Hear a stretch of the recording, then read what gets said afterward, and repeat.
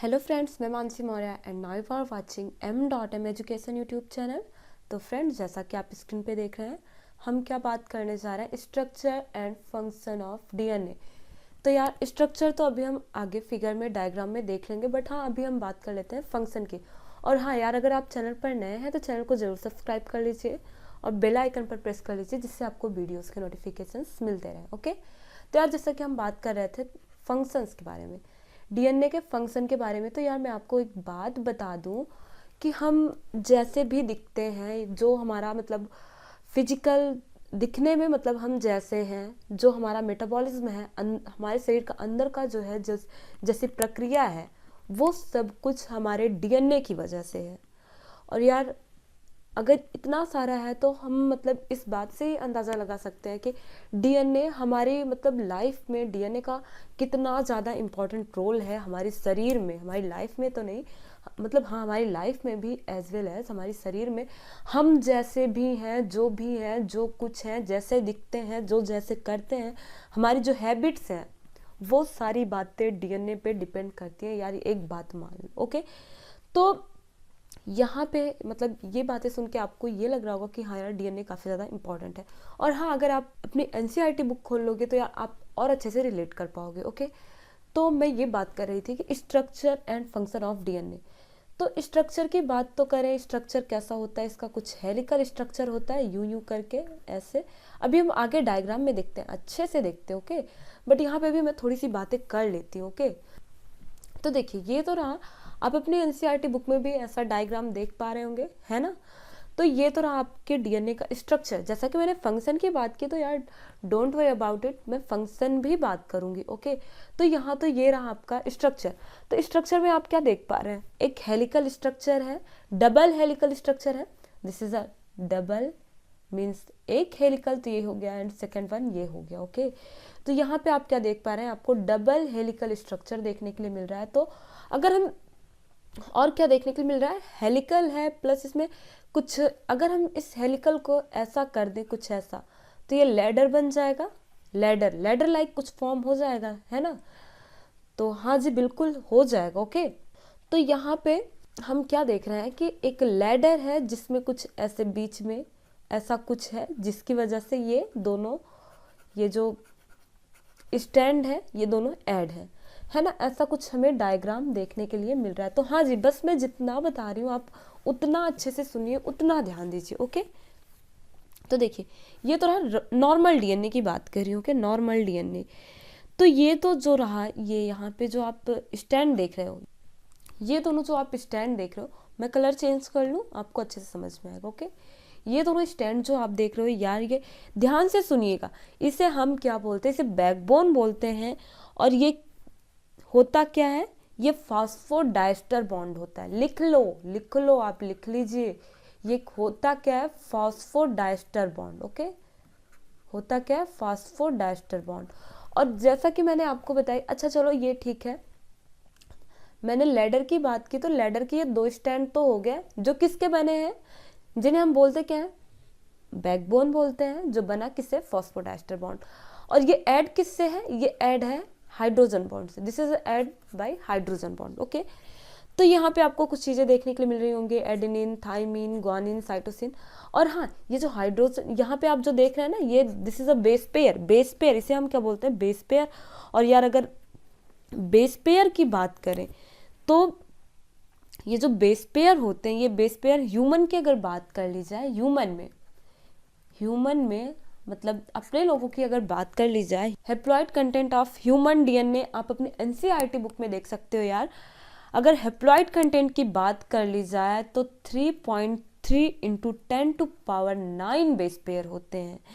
Human की बात कर रही हूँ मैं, ह्यूमन की बात कर रही हूँ। Okay, haploid content is also known as C value.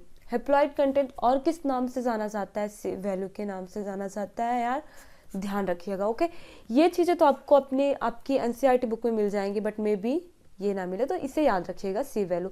वैसे तो आपको इसे भी याद रखना है। ओके, तो यहाँ पे होप है आपको इतना समझ में आया होगा। और ये बना किसका होता है, जैसा कि मैंने आपको बताया कि बैकबोन, तो ये क्या है, यहाँ पे तो मैंने आपको बताया फॉस्फोडाइस्टर बॉन्ड। ये क्या है, सुगर फॉस्फेट है, sugar phosphate. Okay, and suppose मैं आपको एक एग्जांपल दे देती हूँ, अच्छा सा आपको समझ में आ जाएगा। हमारे हेयर का कलर मतलब जो भी है, ब्लैक है, ब्राउन है, तो हम क्या देखते हैं कि सेम ऐसा कलर मेरे मम्मी का है, मतलब बालों का कलर ऐसा मान लीजिए। ओके, मम्मी का है या पापा का है, तो हम क्या बोलते हैं कि भाई जैसे मेरे पापा के बालों का कलर है वैसे मेरे बालों का कलर है। ओके, या फिर जैसे मेरे पापा का कलर है वैसे मेरा कलर है। तो ये हुआ क्यों, डीएनए की वजह से हुआ। जो आप पढ़ते हो ना क्रोमोजोम, ह्यूमन में कितने क्रोमोजोम होते हैं, 46 pair.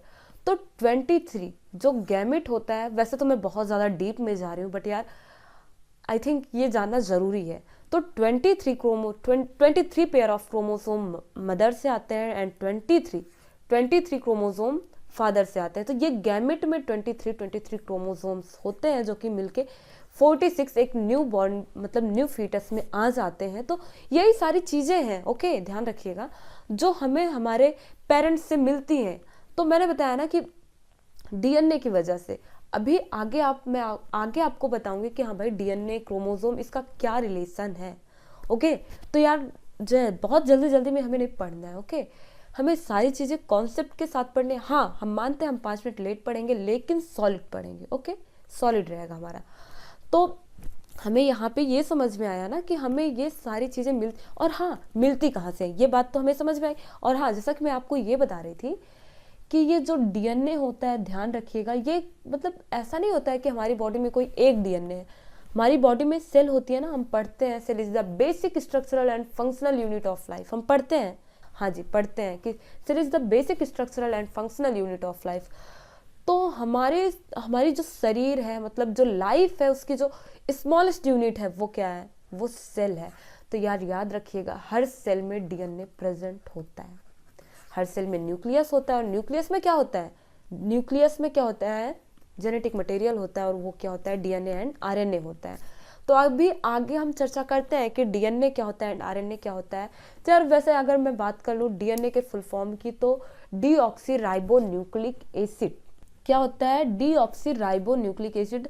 As you can see here, your genome is made of chemical called deoxyribonucleic acid. तो ये तो आपको पता ही है, और जिसे हम शॉर्ट में क्या बोलते हैं, डीएनए बोलते हैं। तो अभी आपने देखा कि DNA contain 4 basic building blocks.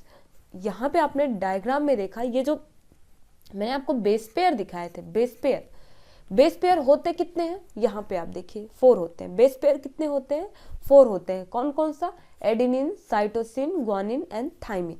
ये 4 बेस पेयर होते हैं। ओके, तो यार मैंने आपको बताया ना कि डीएनए एंड आरएनए में क्या डिफरेंस होता है, मैं वो आपको बताऊंगी। ओके, तो यहाँ पे जरा देखिए क्या होता है। एक होता है प्यूरिन।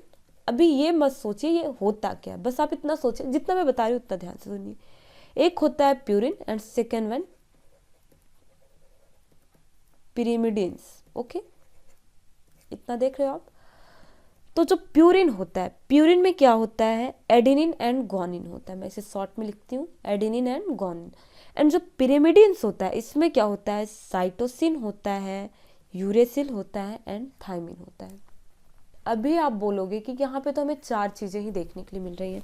तो यार यहाँ पे आप ये ज़रा ध्यान दीजिए कि जो आरएनए होता है, आरएनए जो होता है उसमें क्या होता है, थाइमिन की जगह पे यूरेसिल प्रेजेंट होता है। अगर आपको यूरेसिल देखने के लिए मिलता है तो यार आप तुरंत समझ जाओगे कि ये क्या है, आरएनए है। ये आरएनए है। और यार याद रखिएगा कि आरएनए भी जेनेटिक मटेरियल होता है। ओके, आरएनए भी जेनेटिक मटेरियल होता है। देखो यार मैं बातें बार बार बोल देती हूँ जिससे आपको सारी चीज़ें क्लियर रहे। ओके, बातें समझ में आ रही है, हाँ जी आनी चाहिए। ओके, वैसे मेरा गला थोड़ा ख़राब है तो थोड़ा सा कॉम्प्रोमाइज़ करिएगा आप लोग भी। ओके, तो यहाँ पे आपने ये देखा, क्या देखा आपने, अगर थाइमिन देखने के लिए मिल रहा है तो वो क्या होगा, डीएनए होगा। एंड यूरेसिल देखने के लिए मिल रहा है तो वो आरएनए होगा। ये सारी चीज़ें हमें कहाँ देखने के लिए मिलेंगी, पिरिमिडिन्स में देखने के लिए मिलेंगी। और प्यूरिन में क्या होता है, एडेनिन एंड ग्वानिन। तो आपने क्या देखा, यहाँ पे बेस पेयर आप देख रहे हो, तो एडेनिन से क्या ऐड है, थाइमिन ऐड है। एडेनिन से क्या ऐड है, थाइमिन ऐड है। एंड ग्वानिन से क्या ऐड है, साइटोसिन ऐड है। और याद रखिएगा प्यूरिन प्यूरिन से कभी ऐड नहीं होगा। और प्यूरिन में आपने क्या देखा कि प्यूरिन में क्या था, जरा एक बार आप बताइए। तो आपने प्यूरिन में देखा एडेनिन एंड ग्वानिन में आपको देखने के लिए मिला था। तो याद रखिएगा कि यहाँ पे एडेनिन एंड यहाँ पे ग्वानिन कभी साथ में नहीं होगा, ये बात आप ध्यान रखिएगा। हाँ जी, आपके एग्जाम में ऐसा क्वेश्चन पूछा जाता है। ओके, बताइए कि ये जो बेस पेयर ऐड किए गए हैं, ये जो बेस पेयर हैं, क्या ये सही लगे हुए हैं? तो वहाँ पे आपको दे दिया जाएगा एडेनिन एंड ग्वानिन। यहाँ पे जो थाइमिन है, यहाँ पे क्या होगा, ग्वानिन होगा। तो आप देखते ही समझ जाओगे कि नहीं भाई, प्यूरिन एंड प्यूरिन तो कभी ऐड हो ही नहीं सकता है। ओके, और फिर आपसे कैसा क्वेश्चन पूछा जाएगा, पिरिमिडिन्स में क्या हो जाता है, एडेनिन एडेनिन जो होता है, एडेनिन किसके साथ ऐड हुआ है, थाइमिन के साथ। तो इस थाइमिन की जगह पे आपको यूरेसिल देखने के लिए मिल जाएगा। तो आप क्या समझ जाओगे, हो ना हो ये क्या है, आरएनए है। और वैसे भी आरएनए सिंगल स्टैंडर्ड होता है, तो उसमें कोई बहुत ज़्यादा बड़ी बात नहीं है, वो तो आप देख के समझ जाओगे। यहाँ पे आपको होप है सारी बातें समझ में आ गई होंगी। यहाँ पे देखिए, यहाँ पे आपको सारी बातें समझ में आ रही हैं। ओके जी, यहाँ पे बस कुछ नहीं है, ये जो कलर है ये क्या है, फॉस्फेट बैकबोन है, तो वो तो आपको पता ही है। एंड क्या देख रहे हैं, एडेनिन है, थाइमिन है, साइटोसिन है एंड ग्वानिन। तो ये किससे क्या ऐड है, आपको तो ये भी समझ में आ गया है किससे क्या ऐड होता है। क्या प्यूरिन प्यूरिन से कभी ऐड होगा, जी बिल्कुल नहीं ऐड होगा। और प्यूरिन में क्या क्या होता है, एडेनिन एंड ग्वानिन होता है। एंड पिरिमिडिन्स में क्या होता है वो आपको पता है। DNA is a two standard molecule, वो तो आपको पता ही है, डीएनए टू स्टैंडर्ड मॉलिक्यूल होता है। Okay, DNA has a unique double helix. हाँ जी, हेलिक्स में होता है भाई, हेलिक्स में होता है। शेप साइज लाइक अ ट्विस्टेड लैडर। इनका जो शेप साइज होता है वो कैसा होता है, एक लैडर लाइक होता है। और लैडर वो कैसी होती है, एक ट्विस्ट के टाइप की होती है। कैसी होती है, ट्विस्ट के जैसी होती है। अच्छा, अगर हम इसके शेप साइज की बात कर लें, शेप साइज की बात कर लें तो हाँ वो भी ज़रूरी है भाई, आपके एग्जाम के पॉइंट ऑफ व्यू से बात कर रही हूँ। ओके, आपके एग्जाम के पॉइंट ऑफ व्यू से। तो यार देखो, इसका जो पूरा डीएनए का, ह्यूमन डीएनए की बात कर लूँ तो 2.2 मीटर का होता है ह्यूमन डीएनए। यार सारी बातें अच्छे से मतलब अपने माइंड में सेट कर लो। ओके यार, जो बातें इंपॉर्टेंट होती हैं मैं वो बोल देती हूँ कि हाँ भाई इंपॉर्टेंट है, इससे अच्छे से याद कर लो। और आपके एग्जाम में कैसे क्वेश्चन पूछे जाएंगे वो भी मैं बोल देती हूँ। यार मुझे बोलने में बहुत ज़्यादा प्रॉब्लम हो रही है, तो यार मतलब थोड़ा सा समझने की कोशिश करिएगा। ओके, कहीं ऐसा ना हो कि मतलब मेरा बोलना वेस्ट हो जाए, तो थोड़ा सा आप भी बने रहिएगा। ओके, और यहाँ पे अच्छा चलिए ठीक है, ये तो पूरे डीएनए की बात कर ली मैंने, ह्यूमन डीएनए, एक डीएनए की बात कर ली। अच्छा, यहाँ पे आप देख रहे हैं इसका एक मतलब जो एक स्पाइरल है, यहाँ पे एक डीएनए आपको देखने के लिए मिल रहा है। यहाँ से यहाँ तक का जो ये साइज है एक डीएनए का वो कितना होता है। तो यहाँ पे मैं आपसे अगर एक स्पाइरल की बात कर लूँ तो 3.4 नैनोमीटर होता है। कितना, 3.4 नैनोमीटर होता है। एंड कितना, 34 एंगस्ट्रॉम होता है। कितना, एक फेरे की बात कर ली जाए, मतलब एक ट्विस्ट की बात कर ली जाए। ओके, एक स्पाइरल की बात कर ली जाए। बातें समझ में आ रही हैं। और यहाँ पे ये बात समझ में आई, यहाँ पे जो बेस पेयर लगे हुए हैं वो तो आप कलर देख। अच्छा एक बात आप बताइए, बेस पेयर तो समझ में आया ठीक है, लेकिन बेस पेयर, यहाँ पे मैं 2 वर्ड बोल रही हूँ, बेस पेयर। तो यहाँ पे बेस तो है ही, बट ये कैसा है जी, पेयर में है। कैसा है, पेयर में है। थाइमिन के साथ क्या ऐड है, एडेनिन ऐड है ना, अरे जी, थाइमिन के साथ क्या ऐड है, एडेनिन ऐड है ना, एडेनिन ऐड है। और फिर उसके बाद क्या है, साइटोसिन है, साइटोसिन के साथ क्या ऐड है, ग्वानिन ऐड है। तो ऐसे मतलब दोनों ऐड है। बेस जो है ये एडेनिन क्या है, बेस है। थाइमिन क्या है, बेस है। साइटोसिन क्या है, बेस है। थाइमिन बेस है, ग्वानिन बेस है। लेकिन ये है कैसे, पेयर में है, तो दैट्स वाई हम क्या बोल देते हैं, बेस पेयर बोल देते हैं। यहाँ पे तो नहीं, यहाँ पे तो सारी चीज़ें सिर्फ बेस है। यहाँ पे हमें बेस पेयर देखने के लिए मिल रहा है, ओके, बातें समझ में आ रही हैं। हाँ जी बिल्कुल आनी चाहिए। ओके, अच्छा डीएनए की डिस्कवर की बात कर ली जाए, इसका डीएनए को डिस्कवर किसने किया था, कब किया था, तो ये सारी बातें ये भी काफ़ी ज़्यादा इंपॉर्टेंट होती हैं आपके एग्ज़ाम के पॉइंट ऑफ व्यू से। तो देखिए ठीक है, आगे चलते हैं। तो डीएनए को डिस्कवर किया था Watson and Crick. Watson and Crick, तो इसे हम ये भी बोल देते हैं Watson and Crick model. Okay, DNA double helical model है जो कि किसके द्वारा दिया गया था? Double helical model gives by Watson and Crick. तो यहाँ पे जो है एक्सरे डिफ्रैक्शन की थोड़ी सी बात कर लें तो यहाँ पे जो ये डाटा हमें प्रोवाइड हुआ है एक्सरे डिफ्रैक्शन के थ्रू ही प्रोवाइड हुआ है। तो जैसा कि मैंने आपको बताया, एक्सरे डिफ्रैक्शन टेक्निक से मतलब ये जो यहाँ पे हमें डाटा मिला है इतना इतना ये है मतलब ये सारी चीज़ें हमें किससे मतलब मिली हैं? एक्सरे डिफ्रैक्शन के थ्रू मिली हैं। तो मतलब एक्सरे डिफ्रैक्शन टेक्निक से मतलब ये डाटा प्रोवाइड हुआ और इसी के बेस पे मतलब ये डबल हेलिकल मॉडल दिया गया।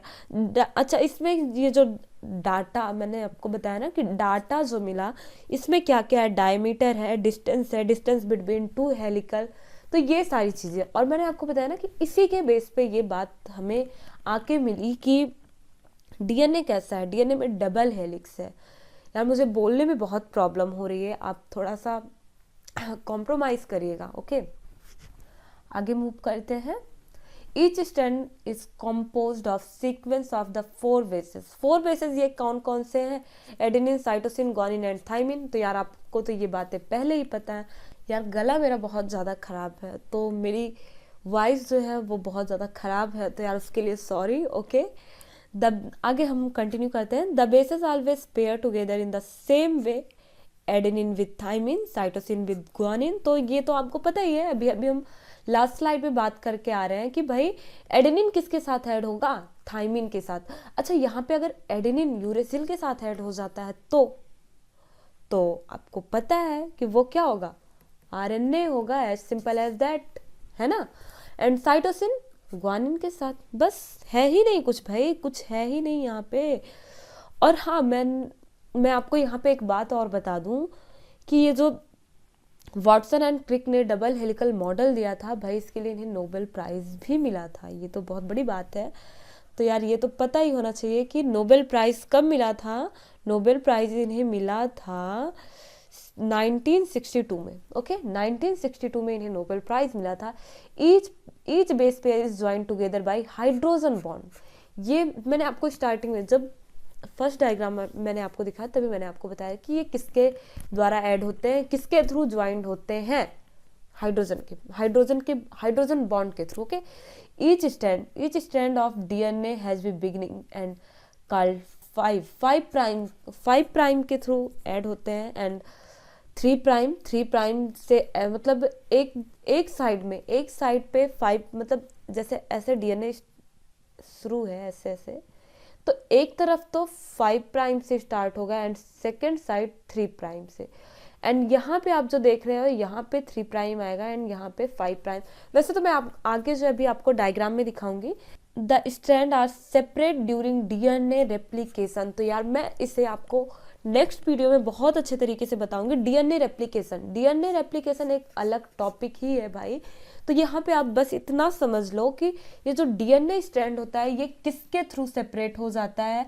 अलग डीएनए किससे बन जाता है? डीएनए रेप्लिकेशन की वजह से।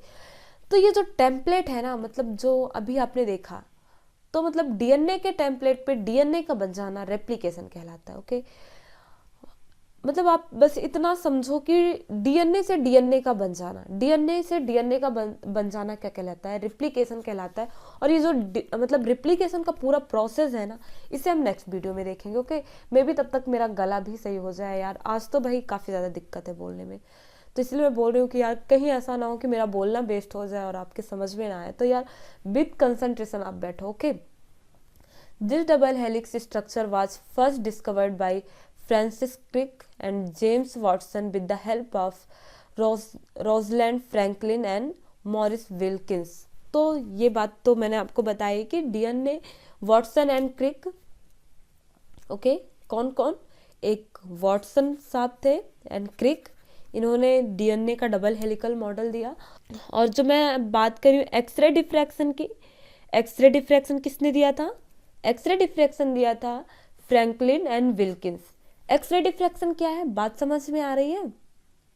एक्सरे डिफ्रैक्शन, यार वही तो मैंने आपसे बात की कि एक्सरे डिफ्रैक्शन के थ्रू मतलब ये बात पता लगी कि हाँ भाई ये कैसा है, डबल हेलिकल है, और कुछ चीज़ें मतलब एक्सरे डिफ्रैक्शन के थ्रू कुछ डाटा प्रोवाइड किया गया। डाटा प्रोवाइड में हमें मतलब इन्होंने जो डाटा प्रोवाइड किया उसमें हमें क्या देखने के लिए मिला, जैसे कि हमने देखा कि डीएनए का डायमीटर कितना है, मतलब यहाँ पे हमने ये भी देखा कि जो दोनों हेलिक्स हैं उनके बीच का डिस्टेंस कितना है। तो ये सारी चीज़ें हमें देखने के लिए मिली। ओके, तो यहाँ पे यार आप जैसा कि देख रहे हो, मैंने आपको बताया ना कि स्टार्टिंग कहाँ से होगी, मतलब बिगिनिंग कहाँ से होगी। एक साइड 5 प्राइम होगा एंड सेकंड साइड 3 प्राइम होगा। तो यार यहाँ पे आप अच्छे से देख पा रहे हो, एक साइड क्या है 5 प्राइम है। अगर हम इसे ऐसे, ये जो हेलिक्स है इसे हम अगर खोल देते हैं तो ये कैसा हो जाता है, लेडर लाइक हो जाता है। एंड यहाँ पे क्या देख रहे हो, एक लेडर है जो कि कैसी है, हेलिकल है। लेडर कैसी है, हेलिकल है। और मैंने आपको बताया ना कि भाई ये जो बैकबोन है ये क्या है, सुगर फॉस्फेट है। This is a sugar phosphate. And यहाँ पे आप क्या देख रहे हो, नाइट्रोजनस बेस है। ये क्या है, नाइट्रोजनस बेस। ओके, तो यार होप है आपको बातें समझ में आ रही होंगी। और ग्रुप मीन्स आपको समझ में आ रहा है, ग्रुप जहाँ पे मतलब ये हेलिक्स बना हो। तो यहाँ पे एक हेलिक्स है, यहाँ से यहाँ तक का अगर हम लेते हैं तो this is a major group. And यहाँ से यहाँ तक का अकेले लेते हैं, यहाँ से यहाँ तक का अकेले लेते हैं तो this is a minor group. Okay, तो यार होप है आपको बातें समझ में आ रही होंगी। एंड यहाँ पे जो डाटा दिया गया है, डाटा आप यार अच्छे से याद कर लो। एंड ये भी आपको पता होगा कि पता होना चाहिए, मीन्स बिगनिंग, एक साइड बिगनिंग कहाँ से होती है, 5 प्राइम से, एंड सेकेंड साइड 3 प्राइम। और ये तो मैंने आपको बताया है कि जो एक हेलिक्स होता है, एक जो फेरा होता है, उसकी मतलब हाइट कितनी होती है, उसका डिस्टेंस कितना होता है एक स्पाइरल का, 3.4 nanometre, it means 34 angstrom. Okay, कितना, 34 एंगस्ट्रॉम। और फिर उसके बाद एक बेस पेयर से सेकंड बेस पेयर की दूरी कितनी होती है, एक बेस पेयर से सेकंड बेस पेयर का डिस्टेंस कितना होता है, 0.34 नैनोमीटर। एंड यहाँ पे आप एक हेलिक्स से दूसरे हेलिक्स का डिस्टेंस देख सकते हैं, 2 नैनोमीटर। तो यार होप है आपको इतनी सारी बातें समझ में आई होंगी। अभी मैंने आपको बताया ना कि क्या होता है कि यार गला, अब कैसे बताऊं आपको कि कितनी प्रॉब्लम है। तो मैंने आपको बताया ना कि डीएनए से डीएनए का बनना क्या कहलाता है, डीएनए से डीएनए का बनना क्या कहलाता है, रिप्लिकेशन। इस रिप्लिकेशन का वैसे तो मैं आपको पूरा प्रोसेस बताऊंगी कि कैसे होता है भाई ये। ओके, डीएनए से डीएनए का बन जाना क्या कहलाता है, रिप्लिकेशन कहलाता है। और यहाँ पे क्या काम करता है, एक एंजाइम काम करता है जिसे हम क्या बोलते हैं, डीएनए पॉलीमरेज एंजाइम, जिसे हम क्या बोलते हैं, डीएनए पॉलीमरेज एंजाइम, जिसे हम क्या बोलते हैं, डीएनए पॉलीमरेज एंजाइम। और मैं आपको बताऊं कि क्या होता है, अभी मैंने आपको बताया ना कि डीएनए के टेम्पलेट पे डीएनए का बन जाना, डीएनए के टेम्पलेट पे डीएनए का बन जाना रेप्लिकेशन कहलाता है। और वहीं पे अगर डीएनए के टेम्पलेट पे आरएनए बनता है, डीएनए के टेम्पलेट पे आरएनए बनता है तो उसे हम क्या बोलते हैं, ट्रांसक्रिप्शन बोलते हैं। ट्रांसक्रिप्शन किसे बोलते हैं, ट्रांसक्रिप्शन किसे बोलते हैं जरा बताइए आप। तो यार ट्रांसक्रिप्शन किसे बोलते हैं कि डीएनए के टेम्पलेट पे आरएनए का बन जाना क्या कहलाता है, ट्रांसक्रिप्शन कहलाता है। तो यार आप यहाँ पे हमसे पूछो कि भाई यहाँ पे अब कौन सा एंजाइम काम कर रहा है, तो यार सिंपल है, RNA polymerase enzyme, RNA polymerase enzyme काम कर रहा है। ओके, और फिर उसके बाद जैसे कि आरएनए तो बन गया, फिर उसके बाद आपने ये भी पढ़ा होगा कि एमआरएनए क्या होता है, कि जो साइटोप्लाज्म होता है, क्या होता है कि जो साइटोप्लाज्म होता है उसमें क्या होता है भाई, एमआरएनए होता है। हाँ जी बिल्कुल होता है एमआरए। यार मैं बोल रही हूँ ना, आप थोड़ा सा अपनी एनसीईआरटी बुक लेके बैठो तो आप काफ़ी ज़्यादा रिलेट कर पाओगे। वैसे तो मैं आपका ये चैप्टर पूरा कंप्लीट करवाऊंगी, चैप्टर नंबर 6 मैं आपका पूरा कंप्लीट करवाऊंगी। बट हाँ, कुछ मोस्ट इम्पॉर्टेंट टॉपिक है जिसके लिए आप लोग बोल भी रहे थे, तो मुझे लगा कि हाँ यार ये आपको बता देना चाहिए। और यार गला तो मेरा मतलब एकदम से ख़राब ही है, तो मुझे बोलने में भी काफ़ी ज़्यादा दिक्कत हो रही है। तो अभी मैं आपको ये भी बताऊंगी डीएनए रिप्लिकेशन और पूरा चैप्टर है, तो यार वो सारी चीज़ें आगे चलती रहेंगी। और मैं कोशिश करूँगी कि मेरा गला भी बहुत जल्दी से ठीक हो जाए, तो मैं जिससे आपको प्रॉपर तरीके से सारी चीज़ें बता सकूँ। ओके, तो यहाँ पे आप क्या देख रहे हैं, mRNA। वैसे तो मैं यहाँ पे भी आपको सारी चीज़ें एकदम प्रॉपर तरीके से बताने की कोशिश कर रही हूँ, बट हाँ मुझे जो दिक्कत हो रही है वो तो उसकी अलग ही बात है। ओके, तो यहाँ पे आप क्या देख रहे हो वो सारी बातें छोड़ दो। यहाँ पे आप बस इतना देखो कि क्या होता है कि साइटोप्लाज्म में, मतलब जो साइटोप्लाज्म होता है आरएनए में, उसमें क्या होता है, एमआरएनए होता है। तो एमआरएनए पे क्या होता है, ट्रांसलेशन हो जाता है। एमआरएनए पे क्या होता है, ट्रांसलेशन हो जाता है। तो उससे क्या बनता है भाई, प्रोटीन बनता है। उससे क्या बनता है, प्रोटीन बनता है। और ये प्रोटीन क्या करता है, शो करता है, जो मतलब जेनेटिक इंफॉर्मेशन होती है, ये सारी चीज़ें पूरी जेनेटिक इंफॉर्मेशन होती हैं जो कि आगे यहाँ तक चल के शो होती हैं। वैसे इसे हम बोलते क्या है, मतलब ये सारा जो पूरा चल रहा है इसे हम central dogma of molecular biology बोलते हैं। ये सारी चीज़ें कहाँ हो रही है, सेंट्रल डोगमा। तो यार यहाँ पे क्या होता है, अच्छा चलिए ठीक है, इतना तो हो रहा है। अगर ये सारा रिवर्स हो जाता है, मतलब जैसे आपने यहाँ पे देखा कि डीएनए के टेम्पलेट पे आरएनए बन जाता है, तो उसे हम क्या बोलते हैं, ट्रांसक्रिप्शन बोल देते हैं। डीएनए के टेम्पलेट पे डीएनए बन जा रहा है, रिप्लिकेशन हो रहा है। ओके, एमआरएनए पे जो है प्रोटीन, तो उसे हम क्या बोल दे रहे हैं, ट्रांसलेशन बोल दे रहे हैं। बट यार अगर, अच्छा यहाँ पे तो ये तो समझ में आया कि डीएनए के टेम्पलेट पे आरएनए बन रहा है तो ट्रांसक्रिप्शन। बट हाँ, अगर आरएनए के टेम्पलेट पे डीएनए बन रहा है तब क्या होगा। ये देखिए यहाँ पे ऐसे आ रहा है ना, तो ये रिवर्स डायरेक्शन में चल रहा है। ये यहाँ से ऐसे चल रहा है, रिवर्स डायरेक्शन में चल रहा है भाई, उल्टा जा रहा है। तो ये वैसा तो ज़्यादातर, वैसे तो ये होता नहीं है, बट अगर कुछ वायरसेस में होता है लाइक दैट HIV वायरसेस, तो यहाँ पे आपको क्या देखने के लिए मिलेगा, जो फ्लो ऑफ इंफॉर्मेशन, जो जेनेटिक इंफॉर्मेशन का फ्लो है, जो जेनेटिक इंफॉर्मेशन का फ्लो है वो कैसा हो जा रहा है, उल्टा हो जा रहा है, रिवर्स हो जा रहा है। तो ऐसा हमें कहाँ देखने के लिए मिलता है, कुछ वायरसेस, जैसा कि मैंने आपको बताया कि HIV वायरसेस। यहाँ पे कौन सा एंजाइम काम करता है, रिवर्स ट्रांसक्रिप्टेज एंजाइम। तो यार ये सारी चीज़ें मैंने आपको बताया ना कि NCERT बुक खोल के बैठे होते आप तो आप काफ़ी अच्छे से रिलेट कर पाते। तो यार होप है आपको सारी बातें समझ में आई होंगी, एंड आप चैनल को सब्सक्राइब भी किए होंगे, और अगर नहीं किए हैं तो यार आप चैनल को सब्सक्राइब कर लीजिए, जिससे आपको आगे के वीडियोस मिलते रहें और आप हमारे साथ बने रहें। तो फ्रेंड्स आज के वीडियो में बस इतना ही, मिलते हैं नेक्स्ट वीडियो में। If you want to more videos, so friends like and subscribe m.m education YouTube channel, and thank you for watching this video. Bye bye, मिलते हैं नेक्स्ट वीडियो में। ओके।